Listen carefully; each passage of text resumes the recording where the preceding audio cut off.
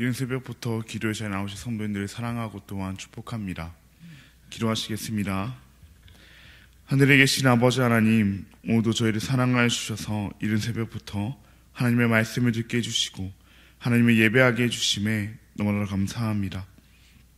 방금 부른 찬양의 가사와 같이 주님께서 이 모든 세상을 다스려 주시옵고 주님께서 다스리시는 이 세상 가운데서 우리는 주님만 찬양하게 하여 주시옵소서. 그러나 우리는 연약하여 주님을 찬양하기보다는 나 자신을 높이려고 합니다. 이런 우리를 용서하여 주시옵고 주님만 찬양하는 사명 잘 감당케 하여 주시옵소서. 사랑의 하나님, 우리의 다음 세대를 주님의 손에 맡겨드리며 기도합니다. 이들이 하나님의 말씀 안에 뿌리를 깊이 내리고 세상의 가치관에 흔들리지 않는 믿음의 세대가 되게 하여 주시옵소서. 성령 충만함을 입어 주님을 예배하고 섬기는 자들이 되게 하시며 그들의 삶을 통해 하나님의 사랑과 진리가 흘러가게 하옵소서. 세상의 이기심과 자기 중심적인 삶을 강조하는 이때에 우리의 다음 세대가 이웃을 사랑하고 하나님을 사랑하는 삶으로 세상의 빛과 소금의 역할을 감당하게 하여 주시옵소서. 그들의 모든 행함이 주님께 영광이 되게 하시고 주님의 나라를 세워가는 귀한 도구로 사용하여 주시옵소서. 치유와 회복의 하나님, 병중에 있는 성도들을 위해 기도합니다. 육신의 질병과 마음의 아픔으로 고통받는 자들에게 주님의 치료의 손길을 허락하시어 회복과 새힘을 부어 주시옵소서.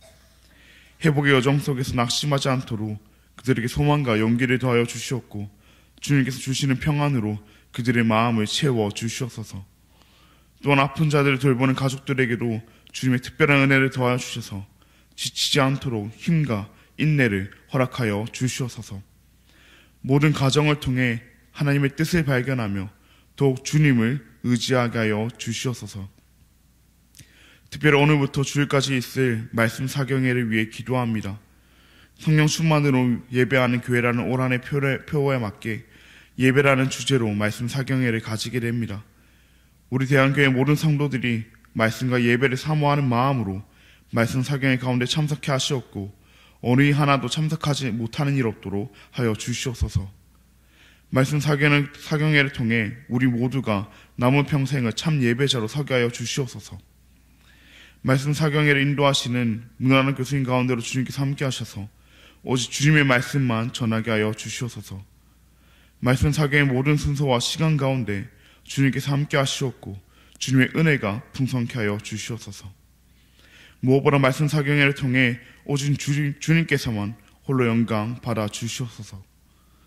천사 찬양대의 찬양을 주님께서 명하여 주시옵고 이곳에 나온 모든 성도들의 기도를 하나님께서 친히 응답하여 주시옵소서.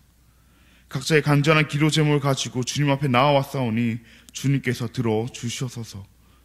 너무나 감사합니다. 사랑합니다. 예수님의 이름으로 기도합니다. 아멘. 오늘 우리에게 주신 하나님의 말씀은 마태복음 3장 1절부터 12절까지의 말씀입니다. 오늘 우리에게 주신 하나님의 말씀은 마태복음 3장 1절부터 12절까지의 말씀입니다. 제가 가진 신약 성경 3면에 있습니다. 네, 그럼 다 찾으신 줄 알고 교독하시고 마지막 절은 함께 읽도록 하겠습니다. 이것은 하나님의 말씀입니다. 그때 세례 요한이 이르러 유대 강야에서 정파하여 말하되 회개하라, 천국이 가까이 왔느니라 하였으니 그는 선지자 이사야를 통하여 말씀하신 자라. 일러스되 광야에 외치는 자의 소리가 있어 이르되 너희는 주의 길을 준비하라, 그가 오실 길을 곧게 하라 하였느니라.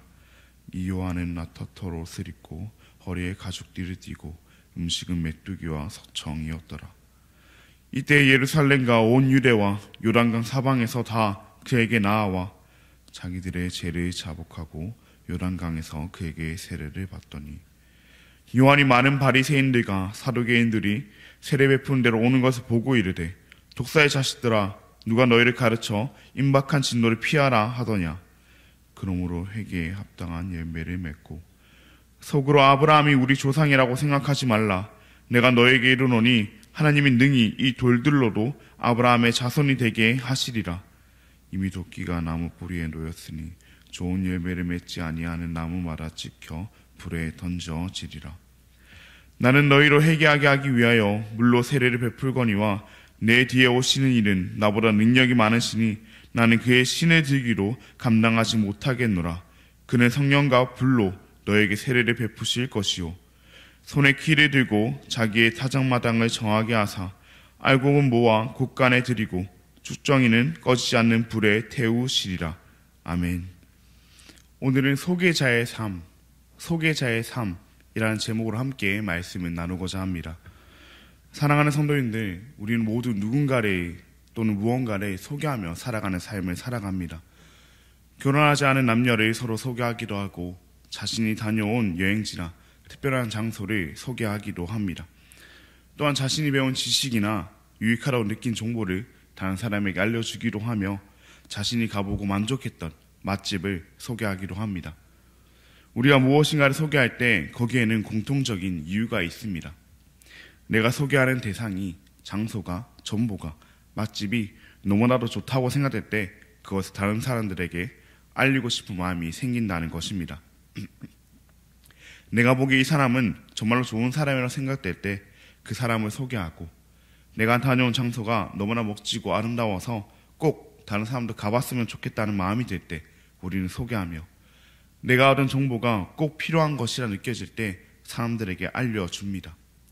그리고 내가 맛본 음식이 정말 맛있다고 생각될 때 다른 사람들에게 우리는 소개하곤 합니다.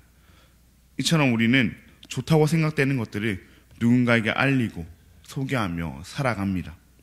오늘 우리가 읽은 이 말씀 속에서도 소개자의 삶을 살았던 한 사람이 등장합니다. 그는 바로 본문 1절에 나오는 세례 요한입니다. 그는 자신이 생각하기에 가장 중요한 분, 모르는 사람에게 반드시 알려야 할 분을 소개하기 위해서 평생을 헌신했던 사람입니다. 오늘 말씀을 통해 세례 요한이 소개했던 그 대상과 세례 요한의 삶을 살펴보며 우리도 그와 같은 소개자의 삶을 살아가기를 소망합니다. 세례 요한은 먼저 이 회개를 소개하는 삶을 살았습니다. 오늘 본문 2절이 이를 분명히 보여줍니다. 이 말씀은 우리가 너무나도 잘 아는 회개하라 천국이 가까이 왔느니라 라는 말씀입니다. 그는 회개를 소개하며 사람들이 하나님께로 돌이키도록 도왔습니다. 그런데 그가 말한 회개는 그저 간단한 도덕적 돌이킴이나 지은 죄만 가볍게 회개하는 그런 회개가 아니었습니다. 그가 소개한 회개는 죄로부터의 완전한 돌이킴을 의미했습니다. 즉 방향을 바꾸는 것이었습니다. 죄로 향했던 발걸음을 멈추고 하나님을 향해 다시 나아가는 그 결단을 말하는 것이었습니다. 세례 요한이 소개한 이 회개를 듣는 사람들로 하여금 단순히 삶의 일부를 바꾸는 것이 아니라 삶의 중심을 완전히 바꾸는 그런 변화로 나아가게 하는 회개였습니다. 그렇다면 세례 요한은 왜 이렇게 사람들에게 회개를 소개했을까요? 그 이유는 바로 천국이 가까이 왔기 때문입니다. 여기서 가까이 왔다는 표현은 단순히 천국이 곧 올 것이라는 의미를 넘어서서 천국이 이미 임했다는 그런 의미를 담고 있습니다. 예수님께서 이 땅에 오심으로써 하나님의 나라, 즉 천국이 실제적으로도 임하게 되었습니다. 그렇게 하나님의 통치가 시작되었기 때문에 사람들이 이제 더 이상 죄 가운데 살 수 없으며 회개하여 하나님의 다스림 안으로 들어와야만 했기 때문에 세례 요한은 회개를 소개했습니다. 이와 같이 세례 요한이 소개한 회개는 많은 사람들에게 영향을 주었습니다. 본문 5절과 6절에 보시면 예루살렘과 온 유대와 요단강 사방에서 다 그에게 나와 자기 죄를 자복하고 요단강에서 그에게 세례를 받더라 라고 기록하고 있습니다. 그의 소개를 들은 많은 사람들이 자신들의 죄를 자백했습니다. 회개했습니다. 세례를 받았습니다. 그러나 모르는 사람들이 그의 메시지를 받아들인 것은 아니었습니다. 바리새인들과 사두개인들, 즉 같은 종교 지도자들이 그의 소개를 받아들이지 않았습니다. 7절을 보시면 세례 요한이 그들에게 독사의 자식들아 누가 너희를 가르쳐 장차 올 진노를 피하라 하더냐 라고 강하게 책망하는 장면이 나옵니다. 이들은 단순히 세례 요한이 세례를 베푸는 장소로 나와왔을 뿐 진정으로 회개하고 돌이킬 마음은 없었습니다. 세례 요한은 그들에게 진정한 회개가 무엇인지를 분명히 가르칩니다. 8절에서 그는 회개에 합당한 열매를 맺으라 라고 말합니다. 진정한 회개는 단순히 입술의 고백으로 끝나는 것이 아니라 삶의 열매로 드러나야 한다는 것입니다. 그가 말한 그 회개에 합당한 열매는 구체적인 삶의 변화를 의미했습니다. 죄에서 떠나 하나님께로 돌아가는 그 삶을 의미했습니다. 세례 요한은 이처럼 광야에서 메뚜기와 서청을 먹어가며 수많은 사람들에게 이 회개를 소개했습니다. 진정한 회개를 소개했습니다. 지금 잠깐의 회개가 아닌 완전한 돌아선의 회개, 말뿐인 회개가 아닌 구체적인 삶의 변화로서의 회개를 소개했습니다. 자신이 전하는, 자신이 소개하는 그 회개의 메시지를 듣고 많은 사람들이 돌아오든지 또는 종교 지도자들과 같이 회개하지 않든지 간에 끊임없이 세례 요한은 회개를 소개했습니다.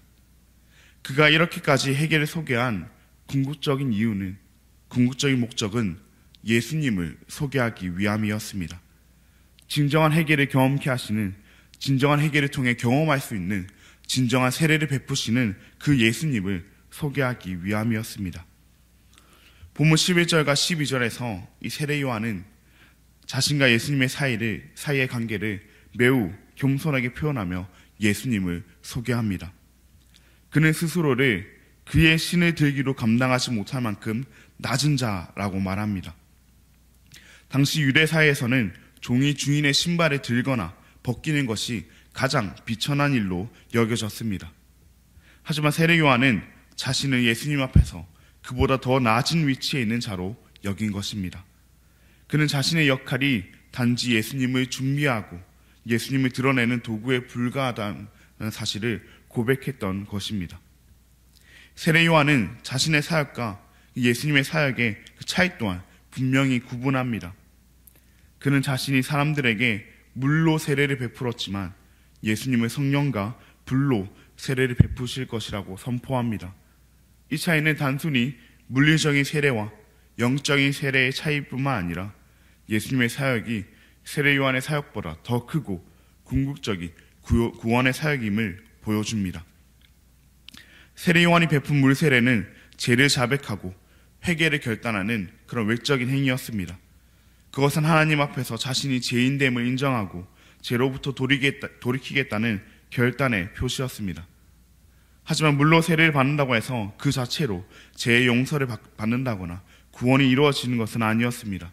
세례 요한이 준비한 이 세례는 단지 예수님께서 주실 참된 구원을 예비하는 것이었습니다. 반면 예수님께서 베푸시는 그 성령과 불의 세례는 죄를 씻을 뿐만 아니라 성령을 통해 사람의 내면을 새롭게 변화시키는 그런 세례였습니다. 세례 요한은 이처럼 예수님과 자신의 사역을 분명히 구분하며 예수님을 소개했습니다. 또한 본문 12절에서 세례 요한은 예수님께서 타작마당을 깨끗하게 하실 분이라고 말합니다. 이는 예수님께서 오셔서 회개한 자들을 알곡으로 곳간에 들이게 하시고 회개하지 않은 자들은 쭉정이처럼 불태워 심판하실 것을 상징적으로 보여줍니다. 이처럼 세례 요한의 삶과 사역은 오직 예수님을 소개하기 위함이었습니다. 세례 요한 자신도 수많은 사람들이 자신의 설교를 듣기 위해 몰려오고 자신의 사역을 통해서 회개하는 사람들이 많아졌음에도 불구하고 그는 자신을 높이지 않았습니다. 그는 끊임없이 예수님을 가리키며 자신의 역할은 오직 예수님을 소개하는 것임을 강조했습니다.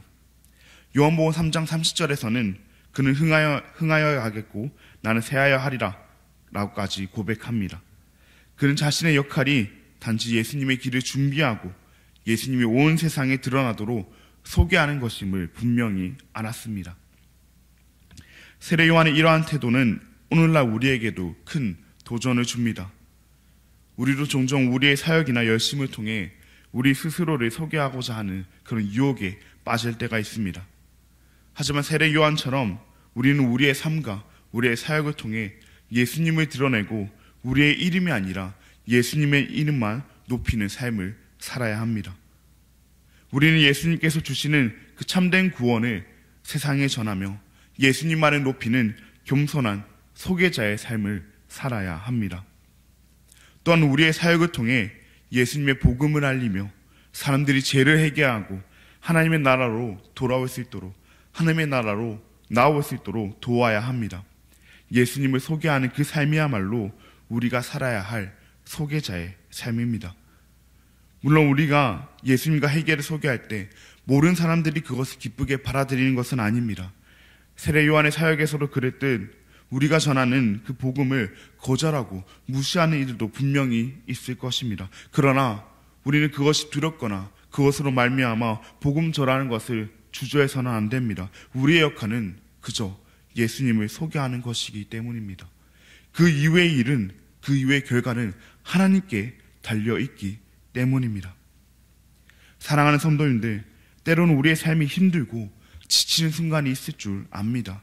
때로는 복음을 전하다가, 예수님을 전하다가 무시당하기도 하고 거절당하기도 하며 때로는 그 길이 너무 외롭고 힘들 때도 있을 것입니다.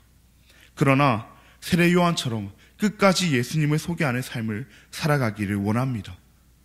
우리가 그렇게 끝까지 예수님을 소개하는 삶을 살아갈 때 훗날 예수님께서 그 심판날에 우리의 사역을, 우리의 삶을 변호해 주시고 소개하는 그런 날이 올 줄 믿습니다. 그날을 바라보며 우리의 삶이 끝나는 날까지 복음을 전하며 회개를 선포하며 예수님을 소개하는 신실한 소개자의 삶을 살아가는 저와 모든 대한가족 여러분 되시기를 간절히 소망합니다. 그럼 기도하시겠습니다. 하늘에 계신 아버지 하나님, 감사합니다. 오늘도 우리에게 주님의 말씀을 허락하시고 우리의 마음에 하나님의 약속을 다시금 새기게 하시니 감사합니다.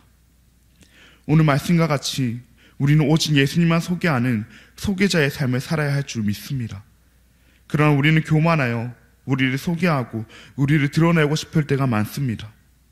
이런 우리의 마음을 주님께서 잡아주시고 오직 예수님만 소개하고 예수님만 드러내는 예수님 소개자의 삶 살아가게 하여 주시옵소서. 우리가 예수님만 소개하며 살아갈 때 때론 어려움을 당하기도 합니다. 말할 수 없는 외로움을 겪기도 합니다.